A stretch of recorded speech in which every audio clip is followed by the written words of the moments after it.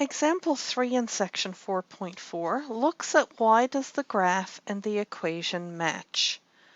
We are given the equation x minus 2y equals 4, and we are given the following graph. So let's look and see what happens when x is equal to 0.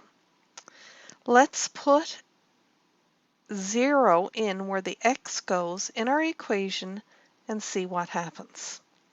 So 0 minus 2y equals 4. That gives me negative 2y equals 4. Divide both sides by negative 2. And y is equal to negative 2. So our point is 0 and negative 2, because x is 0 and y worked out to be negative 2. If I look up x is 0 and y equals negative 2, that is a point on my line.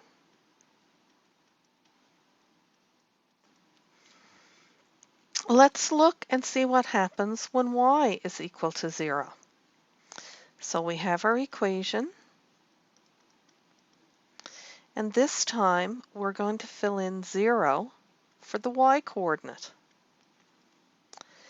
X minus 0 equals 4, so x is equal to 4. So my point this time would be 4 and 0, because x is equal to 4, y was equal to 0. That would be that point right there. That point is also on the line. So therefore, because those points lie on the line, I know that this is the equation for this graph. That's why they match.